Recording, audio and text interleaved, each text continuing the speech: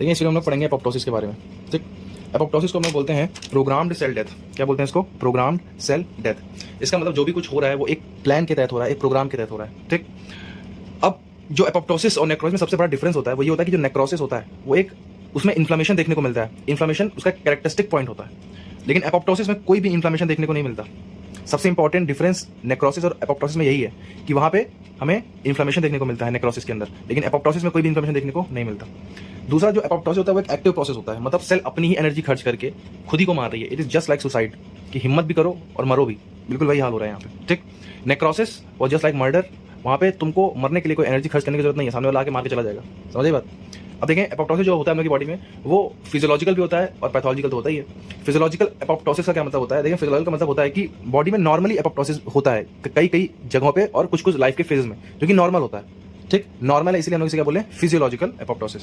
इसका सबसे अच्छा एग्जांपल होता है एम्ब्रियोजेनेसिस। देखिए जब जाइगोट से एम्ब्रियो बनता है, फिर एम्ब्रियो से फीटस बनता है, तो जाइगोट से जब एम्ब्रियो बनता है तो सेल्स बहुत रैपिडली डिवाइड करती हैं, बहुत रैपिड डिवीजन होता है उनमें, और कई बार क्या होता है एक्सेस सेल फॉर्म हो जाती हैं, जितनी बननी चाहिए उनसे ज्यादा सेल बन जाती हैं। ठीक, तो एम्ब्रियो को वापस से शेप में लाने के लिए, किसी भी ऑर्गन को वापस से शेप में लाने के लिए क्या होता है, कुछ सेल अपने आप एपोप्टोसिस कर जाती हैं एक प्लान के तहत, ताकि एम्ब्रियो शेप में आ जाए। ठीक, ये पहला एग्जांपल। दूसरा है हार्मोनल डिपेंडेंट टिश्यू। देखें जो एंडोमेट्रियम होती है, आपको मालूम है कि जो एस्ट्रोजन हार्मोन होता है ये एंडोमेट्रियम को बनाता है, उसकी सेल्स को बनाता है, और जो प्रोजेस्टेरॉन होता है ये उनको मेंटेन करता है। ठीक, तो मेंस्ट्रुअल साइकिल के तब तक जब तक एस्ट्रोजन और प्रोजेस्टेरॉन का लेवल मेंटेन रहता है तब तक एंडोमेट्रियम ये थिकनिंग मेंटेन रहती है। लेकिन जैसे ही प्रोजेस्टेरॉन और एस्ट्रोजन का लेवल फॉल करता है, और मेनली प्रोजेस्टेरॉन का, आफ्टर 22nd डे, तो क्या होता है ग्रेजुअल, मतलब तुरंत रप्चर पे जाती है एंडोमेट्रियम। ठीक, एंडोमेट्रियम में क्या होता है, रप्चर होने लगता है। ठीक, तो अगर एस्ट्रोजन और प्रोजेस्टेरॉन नहीं है तो उनकी वजह से क्या होगा, एंडोमेट्रियम रप्चर कर जाएगी। और जो एंडोमेट्रियम की सेल्स होती हैं वो एपोप्टोसिस में जाती हैं, क्योंकि हर मंथ में ये होता है मेंस्ट्रुअल साइकिल में। इसका मतलब ये सब एक प्लान के तहत हो रहा है, एक प्रोग्राम के तहत हो रहा है। सेल्स का मरना फिक्स है अपनी ओर से, इसलिए ये भी एक एग्जांपल है किसका, एपोप्टोसिस का। नेक्स्ट इंपॉर्टेंट एग्जांपल है WBC। देखें जो होती है वो दो टाइप की होती है, बी सेल और टी सेल्स। ठीक, तो जब WBC बनती है ना तो इसमें कुछ एंटीजेंस को रिकॉग्नाइज करने वाले प्रोटीन्स होते हैं, एंटीजन को रिकॉग्नाइज करने वाले प्रोटीन्स। ठीक, जैसे कोई भी बी सेल बनी तो उसको चेक किया जाता है कि उसमें जो एंटीजेंस को रिकॉग्नाइज करने वाले प्रोटीन्स हैं, कहीं उसमें कोई ऐसा प्रोटीन तो नहीं है जो बॉडी के खुद के एंटीजन को ही रिकॉग्नाइज कर ले। सोचो एक WBC बनी और बॉडी के खुद के एंटीजन को ही ढूंढ के मारती है, तो बॉडी खुद को हार्म कर रही है कि नहीं कर रही है? करेगी ऑब्वियसली। तो इसीलिए ऐसी WBC जो सेल्फ रिएक्टिव हो जाती हैं उनका एपोप्टोसिस कर दिया जाता है ड्यूरिंग डेवलपमेंटल स्टेजेस, ताकि वो आगे चल के हम लोग की बॉडी को हार्म ना करें। ठीक, ये 3 एग्जांपल थे फिजियोलॉजिकल एपोप्टोसिस के। अब आते हैं पैथोलॉजिकल एपोप्टोसिस पे। देखें तो पैथोलॉजिकल एपोप्टोसिस हम लोग करवाते हैं मेनली कैंसर के पेशेंट में। कैंसर के पेशेंट्स में मेनली कीमोथेरेपी होती है और रेडियोथेरेपी होती है, मतलब केमिकल की हेल्प से और रेडिएशन की हेल्प से हम लोग क्या करते हैं, कैंसर सेल के डीएनए को डैमेज करते हैं, और उसकी वजह से क्या हो जाता है, उनका एपोप्टोसिस हो जाता है। ठीक, दूसरा एग्जांपल है वायरल हेपेटाइटिस। जो वायरल हेपेटाइटिस होता है उसकी वजह से जो सेल्स होती है लीवर की उनमें होने लगता है एपोप्टोसिस। ठीक, और एपोप्टोसिस होते होते एक काउंसिलमैन बॉडीज, एक स्पेसिफिक टाइप की डिफरेंटली स्टेन्ड बॉडीज उनमें पाई जाती हैं। जब उनकी बायोप्सी करोगे ना, किसी भी ऐसे पेशेंट में जिसका वायरल हेपेटाइटिस हुआ होगा, तो उसकी बायोप्सी में छोटे छोटे डॉट दिखेंगे, और वो होती है काउंसिलमैन बॉडीज, जो कि कैसे बनती हैं, बाय एपोप्टोसिस। ठीक, ये था एक हल्का फुल्का ओवरव्यू। अब देखो एपोप्टोसिस के बारे में हम लोग पढ़ते हैं डिटेल में। सबसे पहले एक छोटी सी ज्ञान की बात। देखो जो एंजाइम इन्वॉल्व होता है एपोप्टोसिस में उसे बोलते हैं कैस्पेज। इसे बोला जाता है एंजाइम ऑफ एपोप्टोसिस।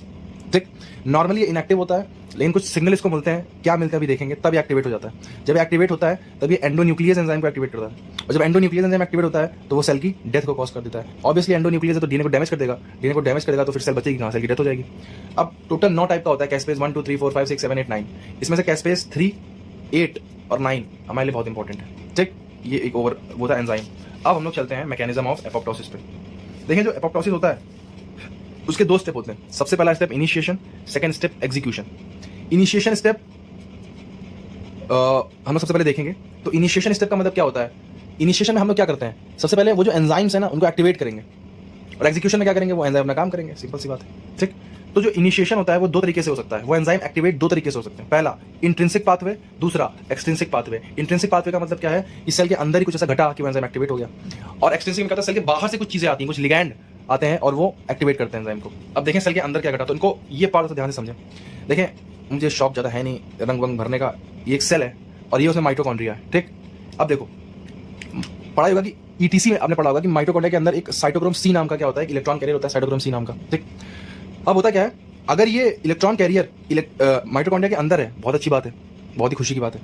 लेकिन खुदा न खास्ता अगर ये बाहर आ गया, सेल के बाहर आ गया, साइटोप्लाज्म में आ गया, तो वहां पर ये जुड़ता है APF1, एपोप्टोटिक फैक्टर 1, एक प्रोटीन होता है उससे, और एक्टिवेट कर देता है कैस्पेज 9 को। और कैस्पेज 9 क्या होते हैं, कैस्पेज क्या होते हैं, एपोप्टोटिक एंजाइम। तो क्या होगा, सेल का एपोप्टोसिस। जो कैस्पेज 9 है वो और एंजाइम्स को एक्टिवेट करेगा और वो क्या करा देंगे, सेल का एपोप्टोसिस। ठीक, अब देखो तो इस साइटोक्रोम सी को रोकने के लिए भी एक चीज होती है और इसको बाहर जाने के लिए प्रमोट करने के लिए भी एक चीज होती है। जैसे कि एक प्रोटीन होता है BCL2 प्रोटीन, BCL2 प्रोटीन। ठीक, ये प्रोटीन क्या करता है, ये उन चैनल्स को बंद करके रखता है जिनके थ्रू साइटोक्रोम सी आता है साइटोप्लाज्म में। इसलिए हम लोग इसे बोलते हैं एंटी एपोप्टोपिक प्रोटीन। ठीक, और एक प्रोटीन होता है BAX BAK protein, BAK, BAX BAK protein. ये प्रमोट करता है इन चैनल्स की ओपनिंग को जिनके थ्रू साइटोक्रोम सी क्या आता है, बाहर आता है। ठीक, और बस अब देखो हुआ क्या, कोई भी सेल इंजरी हुई, मान लो उसके से DNA डैमेज हो गया तो सेल को मरना पड़ेगा। अब सेल को मरना पड़ेगा तो बैक्स बैक की एक्टिविटी इंक्रीज हो गई ताकि साइटोक्रोम सी ज़्यादा से ज़्यादा बाहर आए, और BCL2 की एक्टिविटी कम हो गई ताकि ये चैनल को बंद ना करे, चैनल खुले रहें। साइटोक्रोम सी लीक होगा, जुड़ेगा AFP1 से, कैस्पेज 9 को एक्टिवेट करेगा और क्या हो जाएगा, एपोप्टोसिस। ये था इंट्रिंसिक पाथवे। अब आते हैं एक्सट्रिंसिक पाथवे पे। देखें एक्सट्रिंसिक पाथवे, एक्सट्रिंसिक पाथवे क्या होता है, मैंने कहा कि एक सेल का एपोप्टोसिस दूसरी सेल या तो कर रही है इनिशिएट, या तो फिर मॉलिक्यूल्स जो कि दूसरी सेल सिक्रीट कर रही है वो कर रहे हैं क्या, इनिशिएट। फिर से बता रहे हैं, एक सेल का एपोप्टोसिस मान लो इसका होना है, इसके एपोप्टोसिस को रेगुलेट कर रही है दूसरी सेल, या तो डायरेक्टली कर रही है या तो फिर कुछ मॉलिक्यूल्स भेज रही है और वो कर रहे हैं इसकी एपोप्टोसिस को रेगुलेट। ठीक, देखें इसके मेन 2 एग्जांपल होते हैं, एक होता है TNF पाथ और एक होता है FAS पाथ। ठीक, FAS का मतलब होता है फर्स्ट एपोप्टोटिक सिग्नल पाथ, ये होता है ट्यूमर नेक्रोसिस फैक्टर पाथ। ठीक, देखो इसमें क्या होता है, इसमें जो बाहर से मॉलिक्यूल आ रहे हैं ना, उन्हीं के आधार पे ये होता है एक्सट्रिंसिक। जो बाहर से मॉलिक्यूल आ रहा है जिसको दूसरी सेल भेज रही है इस सेल को डिस्ट्रॉय करने के लिए, इनको बोलते हैं TNF अल्फा। हम लोग एक एग्जांपल पढ़ लेंगे TNF। चलो रुको, मैं पहले हल्का हल्का बता देता हूँ। देखिए होता क्या है, कहाँ गया यार, हाँ देखो होता क्या नॉर्मली कि मान लो कोई सेल है, ठीक, इसके बाहर होते हैं रिसेप्टर्स, इनको बोला जाता है डेथ रिसेप्टर्स, डेथ रिसेप्टर्स। ठीक, और इनसे आके अटैच होते हैं कुछ मॉलिक्यूल्स, वही जो दूसरी सेल भेज रही है, इनको हम लोग बोलते हैं डेथ लिगैंड। क्या बोलते हैं, डेथ लिगैंड। जब डेथ रिसेप्टर से डेथ लिगैंड आके बाइंड करेगा तो एक्टिवेट होता है कैस्पेज 8 और वो क्या करवा देगा, एपोप्टोसिस। ठीक, अब थोड़ा बहुत समझ में आया होगा कि ये जो TNF पाथवे में जो मॉलिक्यूल था, मतलब डेथ लिगैंड था, वो क्या है, TNF अल्फा।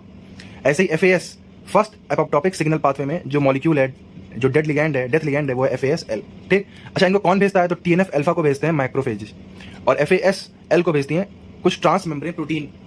ठीक, हम लोग पहले ये वाला पूरा पाथवे पढ़ेंगे, TNF पाथवे। देखो होता क्या है, ये है रिसेप्टर, डेथ रिसेप्टर। इसके 2 पार्ट होते हैं, एक एक्स्ट्रा सेलुलर पाथ, एक इंट्रासेलुलर पाथ। इंट्रासेलुलर पाथ को बोलते हैं डेथ डोमेन। ठीक, इसका नाम क्या है, इसका नाम है इनएक्टिवेटेड TNF रिसेप्टर 1। ठीक, नॉर्मली सब चल रही थी, जिंदगी बढ़िया चल रही थी। अब ये फैक्टर आ गया, ये मॉलिक्यूल भेज दिया, तो ये TNF अल्फा आगे जुड़ा किससे, इस इनएक्टिवेटेड TNF R1 से, और इसको एक्टिवेट कर दिया। अब ये हो गया एक्टिवेटेड TNF R1। एक्टिवेट कैसे हुआ, तो देखो होता क्या है, डेथ डोमेन जो होता है, डेथ डोमेन, इसमें कुछ इनिबिटरी प्रोटीन्स होते हैं, और जब ये आके TNF जुड़ता है ना तो वो इनिबिटरी प्रोटीन हट जाते हैं, उनका डिसोसिएशन हो जाता है और ये डेथ डोमेन जो है ये एक्टिवेट हो गया। अब डेथ डोमेन जब एक्टिवेट होता है ना तो ये कहता है रिक्रूट कुछ प्रोटीन्स को, उनका नाम होता है TRADD प्रोटीन्स, बहुत छोटा सा नाम है इनका। इनका नाम होता है TNF receptor type 1 associated death domain protein, TNF receptor type 1 associated death domain protein. कितना छोटा सा नाम था। ठीक, अब जब ये प्रोटीन एक्टिवेट हुआ तो ये एक्टिवेट करता है FADD को। अभी FADD क्या है, FADD है Fas associated protein with death domain, Fas associated protein with death domain, नाम बस FADD और ये TRADD ध्यान रखना। ठीक, अब जब ये FADD एक्टिवेट होता है तो ये क्लीव कर देता है प्रो कैस्पेज 8 को, किसमें, कैस्पेज 8 में। वो एक्टिव फॉर्म थी, उसने क्या कॉज कर दिया, सेल डेथ। ठीक, समझ आई बात, फिर से बता देते हैं एक बार। ये था डेथ रिसेप्टर, इससे जुड़ा डेथ लिगैंड, फिर कुछ सीरीज ऑफ रिएक्शंस हुई, TRADD एक्टिवेट हुआ, FADD एक्टिवेट हुआ, उसने कैस्पेज 8 को एक्टिवेट करके सेल डेथ कॉज कर दी। ठीक, एक एग्जांपल बहुत है। अब आते हैं लास्ट पार्ट पे। हम लोगों ने पढ़ा था कि एपोप्टोसिस के 2 पार्ट होते हैं, एक होता है एग्जीक्यूशन, एक होता है इनिशिएशन और एक होता है एग्जीक्यूशन। इनिशिएशन में 2 थे, इंट्रिंसिक एक्सट्रिंसिक दोनों हो गए। अब आते हैं एग्जीक्यूशन पे। एग्जीक्यूशन बहुत आसान है। C9 C8 ने एक्टिवेट किया C3 को मेनली, हालांकि वो C6 और C7 को भी करते हैं, लेकिन मेनली C3 पर ध्यान रखना। और जब ये C3 को एक्टिवेट करते हैं तो वो एक्टिवेट करता है एंडोन्यूक्लियस को, और वो भी कौन से, रेस्ट्रिक्शन एंडोन्यूक्लियस को, और वो क्या कॉज कर देता है, डेथ ऑफ द सेल। खत्म कहानी। कैसे करता है, DNA को डैमेज कर देता है, डेथ ऑफ द सेल हो जाएगी। तो समरी पर फिर से देख लेते हैं, कुछ नहीं हुआ।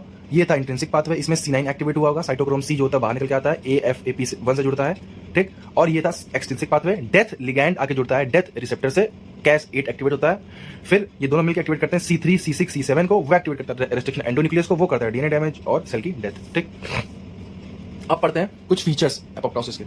सबसे पहला फीचर होता है सेल श्रिंकेज। जिन सेल का एपोप्टोसिस होता है वो सेल श्रिंक करने लगती है। दूसरा है डीएनए कंडेंसेशन। ऑब्वियसली बात है उनके डीएनए को जो रेस्ट्रिक्शन एंडोन्यूक्लियस है वो काट रहा है, ठीक है, तो उनका कंडेंसेशन होने लगता है। थर्ड है कि नो इन्फ्लामेशन। देखिए कोई इन्फ्लामेशन नहीं होता, मैंने पहले बताया था। सेल मेम्ब्रेन इंटैक्ट रहती है, नेक्रोसिस में सेल मेम्ब्रेन डिस्ट्रॉय हो जाती है, ठीक। और कुछ एपोप्टोपिक बॉडीज देखने को मिलती हैं। देखिए ये इंपॉर्टेंट होती है बायोप्सी में। देखो मान लो कोई सेल है, ठीक, इसमें मैंने ये लाल डॉट बनाया और हाई डॉट बनाया। लाल मान लो माइटोकॉन्ड्रिया, हरा मान लो लाइसोसोम है। तो जब सेल की स्वेलिंग होती है, जो कि होगी क्योंकि सेल इंजरी तो सेल स्वेलिंग होगी, तो सेल स्वेलिंग जब होगी तो ये पाउच बनता है और ये पाउच कुछ जगह कट के अलग हो जाता है। तो सोचो सेल तो इंटैक्ट रही, ये पाउच अलग हो गया और इस पाउच में हो सकता है माइटोकॉन्ड्रिया, लाइसोसोम सब चले जाएं। तो इन्हीं को बोलते हैं एपोप्टोपिक बॉडीज। इनको बायोप्सी में देखा जाता है, इनकी खोज करी जाती है। लास्ट एक इंपॉर्टेंट इसके बारे में पढ़ते हैं, एनेक्सिन 5। अब देखो ये क्या होता है। ये मान लें लिपिड बाइलेयर है किसी भी सेल की, तो नॉर्मली यहाँ पे कुछ फॉस्फेटिडाइल सीरीन एक मॉलिक्यूल होता है, फॉस्फेटिडाइल सीरीन फॉस्फोलिपिड होता है। ये जनरली साइटोप्लाज्म की साइड होता है, ठीक। लेकिन जब सेल अपने इनिशियल फेज ऑफ एपोप्टोसिस में होती है तो ये फॉस्फेटिडाइल सीरीन जो होता है ये आउटर साइड चला जाता है, समझ रहे हो, बाहर साइड। मतलब ये पूरा अरेंजमेंट उल्टा हो गया, ऐसे हो गया, ठीक। और एक प्रोटीन होते हैं एनेक्सिन 5 प्रोटीन। एनेक्सिन 5 प्रोटीन नॉर्मली बाइंड करते हैं फॉस्फेटिडाइल सीरीन से, लेकिन अब तक तो बाइंड कर नहीं पा रहे थे क्योंकि अब तक ये सेल के अंदर थे। लेकिन जब एपोप्टोसिस स्टार्ट हुआ तो वो सेल के बाहर चले गए। अब जाके एनेक्सिन 5 इनसे बाइंड कर सकते हैं। तो एनेक्सिन 5 की फॉस्फेटिडाइल सीरीन के साथ बाइंडिंग, इसका मतलब ये एक मार्कर है। एनेक्सिन 5 क्या हुआ, एक मार्कर हुआ एपोप्टोसिस का, ठीक। लास्ट है रेस्ट्रिक्शन एंडोन्यूक्लियस जो होता है, रेस्ट्रिक्शन एंडोन्यूक्लियस वो कट करता है एपोप्टोसिस में डीएनए को। तो ऑब्वियसली बात है वो स्पेसिफिक साइट्स पे कट करता है, पैलिंड्रोमिक सीक्वेंस। तो एक पैटर्न जो बना, तो अगर तुम जेल इलेक्ट्रोफोरेसिस करोगे उस सेल के डीएनए का जिसका जो कि एपोप्टोसिस जिसका हो चुका है, तो तुम्हें स्टेप लैडर पैटर्न मिलेगा। डिफरेंट साइज के क्या मिलेंगे, डीएनए मिलेंगे, स्टेप लैडर पैटर्न। ये क्रूशियल है भैया, ये इसी में होता है एपोप्टोसिस में। अगर किसी सेल का नेक्रोसिस हुआ है और तुम उसका जेल इलेक्ट्रोफोरेसिस करते हो ना, तो उसमें तुम्हें डिफ्यूज पैटर्न मिलेगा। डिफ्यूज का मतलब होता है अनटशंट कुछ भी। यहाँ पे तुम्हें स्टेप लेटर पैटर्न मिलेगा एपोप्टोसिस में, क्योंकि यहाँ पे रेस्ट्रिक्शन एंडोन्यूक्लियस एक्टिवेट हो रहा है और वो पर्टिकुलर साइट्स पे डीएनए को कट करता है, ठीक है। Thank you.